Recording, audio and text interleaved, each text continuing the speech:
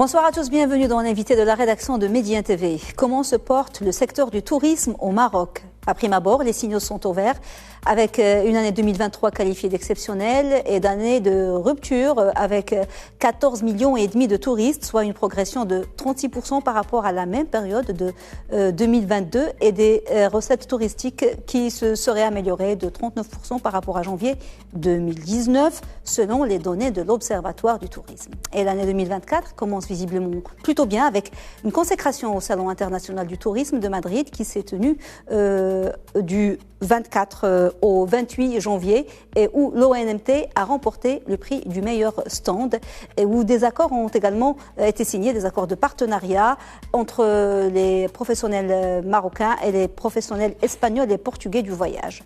Mais vu de plus près, ces chiffres globaux encourageants, présentés comme records, cachent des bémols, voire parfois des reculs de performance. Qu'en est-il réellement? Comment juger à leur juste valeur les chiffres et le bilan de l'année qui vient de s'écouler et quel levier d'application et aussi quel frein pour la mise en place des axes de la feuille de route 2023-2026 qui se fixe comme objectif d'attirer 17,5 millions de touristes d'ici 2026 avec une enveloppe budgétaire de 6 milliards de dirhams. Pour essayer d'y voir plus clair, nous avons le plaisir d'avoir sur notre plateau ce soir le professeur Mostafa Shimi, politologue et professeur à l'université Mohammed V de Rabat. Professeur, bonsoir, merci beaucoup d'être avec nous. Bonsoir. Alors, je vous propose de commencer avec l'actualité et la distinction du stand marocain au Salon international du tourisme de Madrid et puis les partenariats signés entre l'ONMT et les agences de voyage et la fédération de voyage espagnol et puis l'association portugaise des agences de voyage du tourisme. Quelle est l'importance de cette distinction? C'est vrai que c'était juste dans un salon, mais c'est révélateur de beaucoup de choses. Et que peut apporter la signature de ces deux accords au tourisme marocain?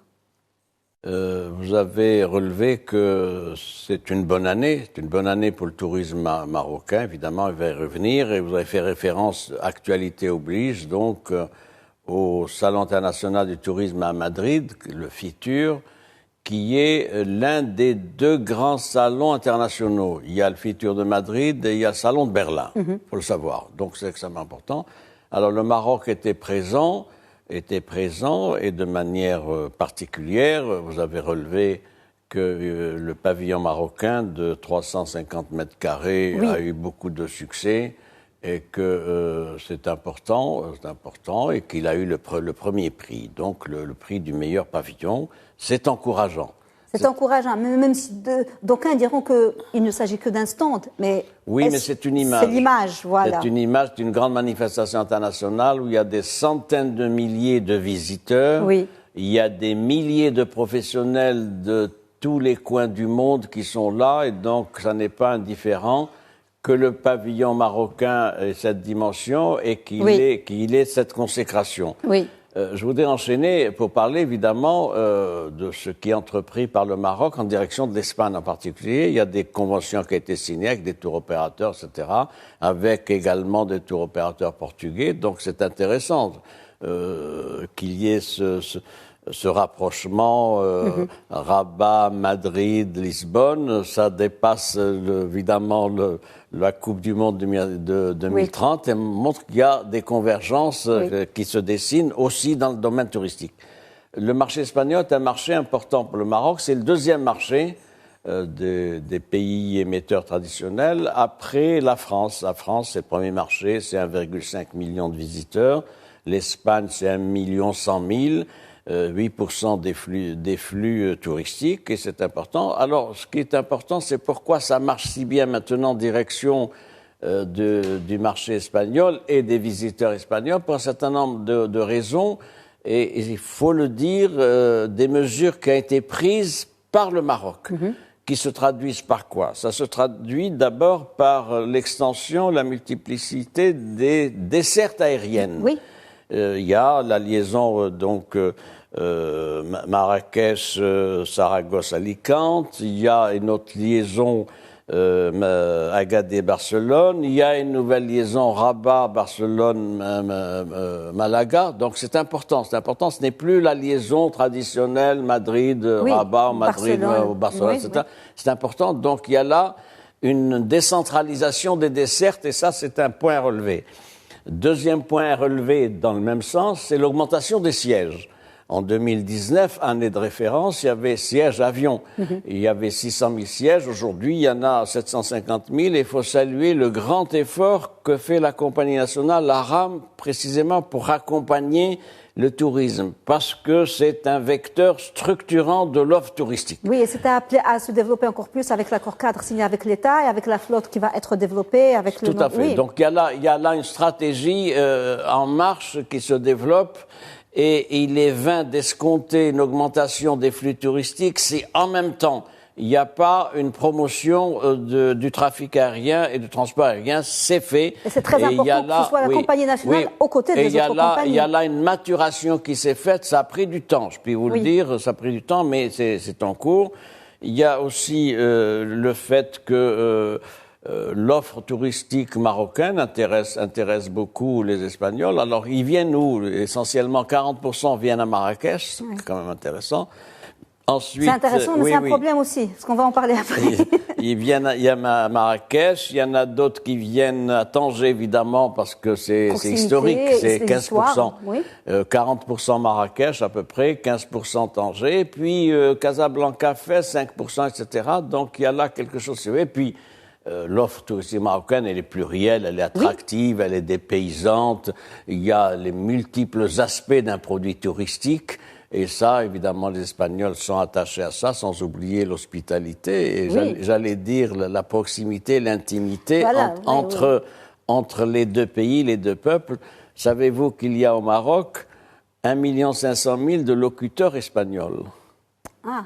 Oui, c'est important. Ça crée des liens, ça crée des liens. Et puis c'est un dépaysement, toute la zone nord, dépaysement culturel et touristique. Les provinces aériennes récupérées, il y a la proximité, puis une histoire partagée, du mémoriel, un mode de vie. Ce sont des Méditerranéens globalement, et donc ils retrouvent au Maroc un certain nombre de traits intéressants. Dans la sociabilité, dans l'hospitalité, tout ça devait être dit. À 1 heure de vol ou 1h30, c'est ça qui est très intéressant. Alors on va s'intéresser au bilan de l'année 2023 qualifié d'exceptionnel, voire de rupture, d'année de rupture. 14,5 millions de visiteurs. Pour certains analystes, il s'agirait de chiffres biaisés. En tout cas, leur lecture et leur interprétation ne seraient pas bonnes. Partagez-vous cet avis? Une précision, ces chiffres ne sont pas biaisés, c'est des chiffres réels. Alors c'est leur lecture peut-être. Oui, c'est la lecture de ces chiffres qui nourrit des interrogations. L'année de référence, si l'on veut être conséquent, c'est 2019. C'est une année normale. 2020, 2021, 2022 ne sont pas des années normales pour 2022, des raisons. Oui, donc si l'on veut être pertinent et conséquent par rapport à 2019. Alors, le ministère du Tourisme, évidemment, est content de manière euphorique de dire qu'il y a eu 34% d'augmentation des flux touristiques par rapport à 2022. Oui, mais c'est par rapport à 2019, c'est 12%. 12% par rapport à 2019. Ça veut dire, sur les 4 ans écoulés, ça veut dire qu'il y a une progression moyenne pondérée de 3%. Donc, ça nous ramène à une approche plus modeste, moins euphorique que celle défendue par le département du tourisme, mais pour autant, il y a un élan. Il y a un élan. Mais comme on a dit tout à l'heure, 2023, c'est une année particulière parce qu'après la pandémie...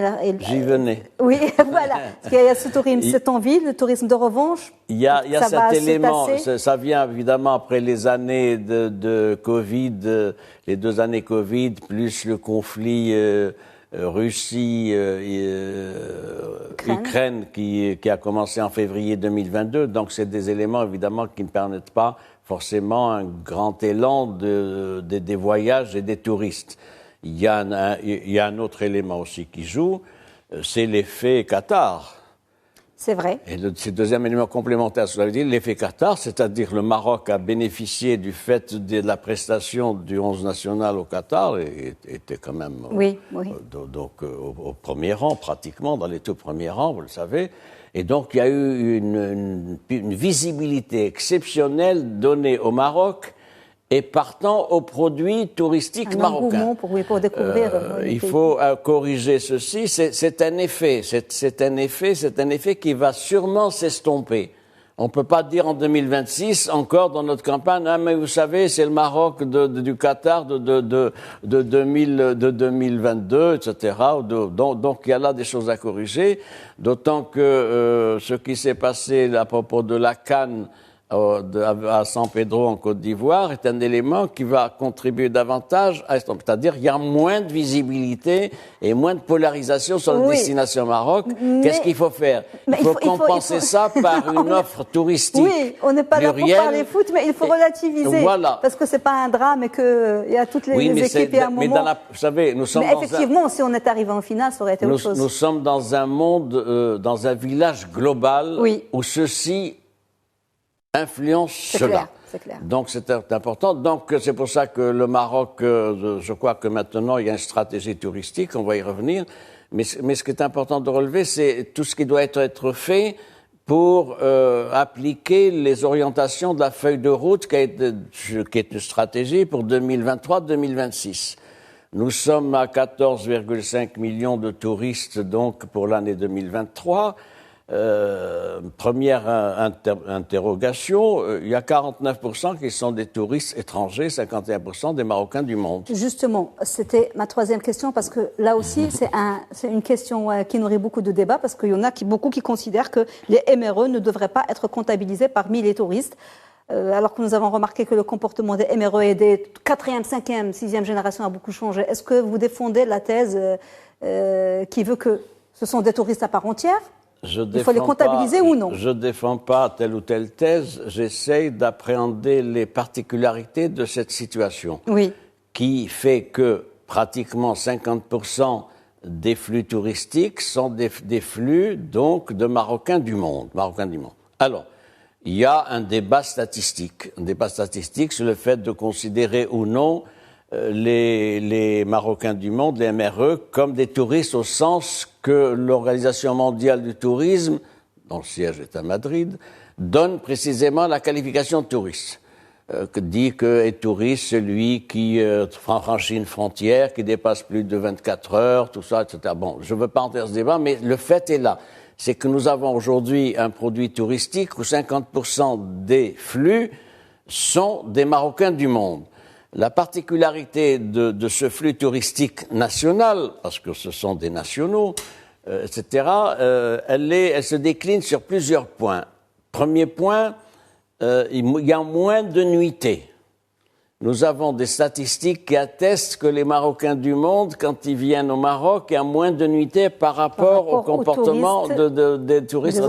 Pourquoi? Du fait de liens familiaux, culturels. Il y a un ami, il y a un parent, il y a un voisin, il y a l'oncle, etc. Donc ça, c'est un élément. Donc moins de nuitées. Or, les grands critères d'évaluation d'une politique touristique, ce sont essentiellement deux choses, c'est les nuitées et les recettes touristiques, fondamentalement. Secondairement, le chiffre statistique des entrées. Donc, voilà une première pondération qu'il faut apporter. La deuxième pondération, c'est le fait que est-ce que ces Marocains du monde sont intéressés par le même produit touristique que les touristes étrangers non marocains? Non. Eh oui. Non, pas du tout. Alors, c'est parce qu'ils recherchent autre chose au Maroc. Ils ne sont pas là pour venir découvrir les médinas, les ceci. L'artisanat. Ils connaissent, etc. Ils viennent. Troisième élément qui joue, c'est le fait que les deuxième, troisième, quatrième générations ont moins de retours à terme que leurs parents, si je puis dire. Eh oui, parce que du fait des possibilités du marché. Ils choisissent d'autres destinations. Oui, vous savez, pour $600, ils ont 5 jours all inclusive dans pas mal de latitudes. Et donc, sur ce plan-là, ils sont plus tellement polarisés sur des vacances au Maroc. Il y a une offre qui est élargie et évidemment, ils en bénéficient. C'est pour ça qu'il faut s'adapter, à cette mutation qui est en train de se faire pour ce qui est des flux touristiques. Et évidemment, il faut continuer à se féliciter de ce flux touristique des Marocains du monde vers leur pays d'origine. Mais ça remet les choses en place, ça relativise. Mais en même temps, il faut s'interroger sur l'offre touristique qui doit être faite auprès des marchés émetteurs. Et dans les marchés émetteurs, il y a un certain nombre de problèmes. Premier problème, l'affaissement des flux émetteurs venant des pays traditionnels. Ben justement, parce que vous avez parlé de nuitées, notamment en tête, c'est l'Allemagne, parce que le tourisme allemand a baissé de plus de 50%, de 53%, alors que c'était l'un des principaux marchés émetteurs, notamment pour la station balnéaire d'Agadir. Il y a les Pays-Bas, la Belgique. C'est vrai qu'il y a d'autres marchés comme le marché américain.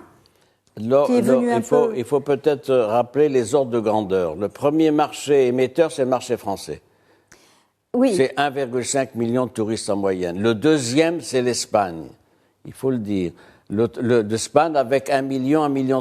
Le troisième, c'est pas l'Allemagne. Non, je ne dis pas que c'est l'Allemagne la troisième. Je dis que le marché allemand, à un certain moment, les touristes, il y avait un véritable engouement pour la destination au Maroc et qu'on a perdu la moitié de ces touristes. Vous savez pourquoi?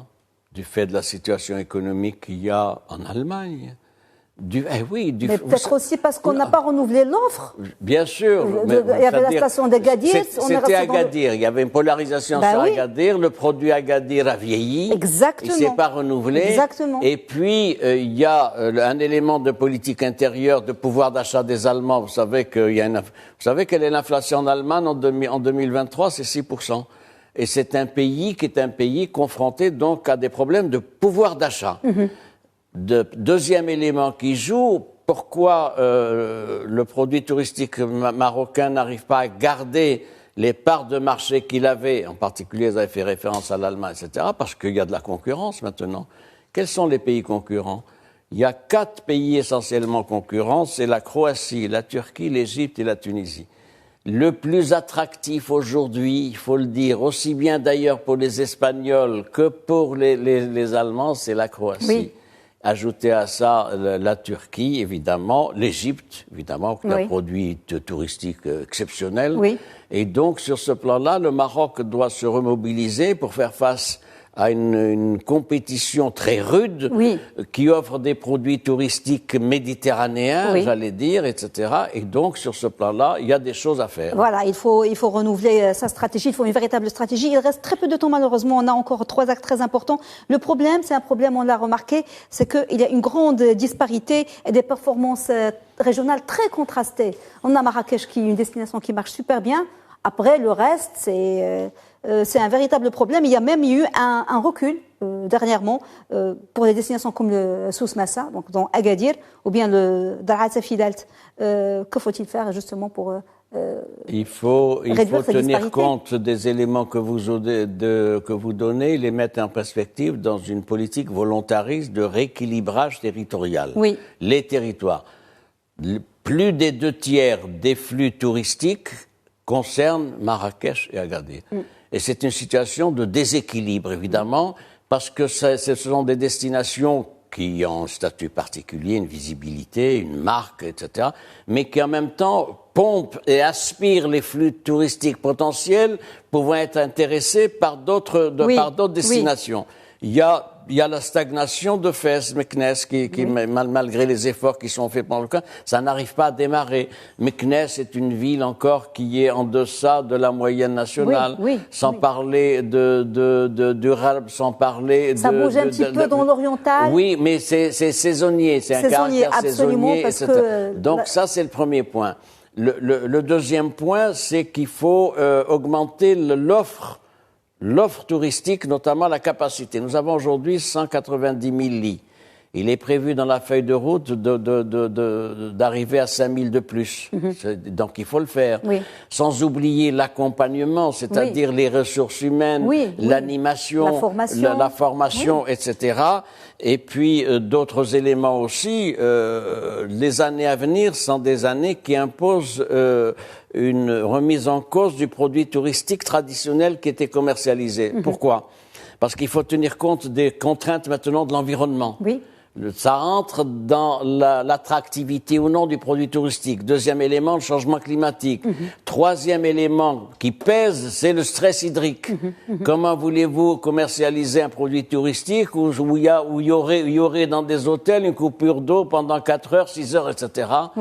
Un dernier élément, me semble-t-il, il faut se préoccuper de ne pas banaliser, de ne pas massifier notre produit touristique et de lui garder un certain seuil, un certain niveau. C'est important. Oui, allez-y, finis, professeur. si vous le permettez, pour dire ceci. Il faut éviter de banaliser le produit touristique marocain, qui est un produit qui se situe au-dessus de la moyenne, qui est un produit haut de gamme. Haut de gamme, comment ?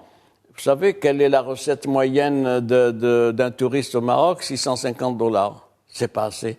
En Afrique du Sud, c'est 1250 dollars. Donc, il faut arriver à drainer des flux touristiques ayant un pouvoir d'achat pour augmenter les recettes, et puis ça poussera également à leur offrir un produit touristique de qualité. Absolument, parce qu'avec le all inclusif, le Maroc n'est pas tellement gagnant, et il y a vraiment... Alors, il nous reste 1 minute, alors on va parler de cette stratégie 2023-2026 qui a pour objectif d'attirer 17,5 millions de touristes d'ici 2026, créer 200 000 emplois. Est-ce que ces objectifs vous semblent atteignables au vu des contraintes et limites, les dysfonctionnements dont on vient de parler, même s'il y a une stratégie, et puis de la grande volatilité du secteur? On a tous vu comment le tourisme s'est effondré dans le monde entier pendant la pandémie. Il faut être juste, le gouvernement a fait de gros efforts en faveur du secteur du tourisme pendant les années Covid et dernièrement avec une aide de 2 milliards de dirhams en faveur donc des unités hôtelières, de la restructuration secteur, il faut le dire parce que c'est pas suffisamment dit. Autre point, il faut se mobiliser davantage dans le cadre de la feuille de route et des axes de stratégie définis par cette feuille de route 2023-2026. Pour 2023, nous ne sommes pas bons par rapport aux objectifs 2023-2026. Donc, il faut rattraper ce qui n'a pas pu être fait en 2023 et il faut redoubler d'efforts et d'élan pour s'inscrire dans le cadre des axes de 2023-2026. Il y a des problèmes qui sont posés. Le partenariat public-privé doit être consolidé et activé. Il y a également le problème du capital humain, des ressources humaines. C'est bien d'avoir des offres hôtelières, mais il faut que les ressources humaines suivent. Il s'agit aussi de monter un écosystème d'accompagnement, notamment autour des PME. Et puis, problème de l'animation et des loisirs, c'est important. Vous savez, c'est fini le soleil, la mer, tout ça, il faut etc. Proposer autre chose, surtout c'est des profils très demandés et qui partent ailleurs aussi. Et il faut profiter de ce fait qui est important, qui est politique, c'est que c'est un pays qui offre de la stabilité. Couplé aux atouts de ce pays qui sont naturels et couplé aux atouts de la population qui est hospitalière et sociale. Absolument. En 2-3 phrases, le tourisme national, parce qu'on a l'impression que c'est toujours la roue de secours. On se rabat sur le tourisme national quand on est en crise, mais on ne fait pas grand-chose pour ce tourisme national. Les Marocains sont souvent obligés de payer beaucoup plus pour avoir accès aux mêmes produits. Vous avez raison. Il n'y a pas beaucoup de choses faites en faveur du tourisme intérieur, qui ne doit pas être une variable d'ajustement de la politique touristique. Ça veut dire quoi? Ça veut dire qu'il faut offrir aux familles marocaines un cadre de vie qui corresponde à la culture marocaine. Donc, il y a des formules à revoir, tout ça, etc.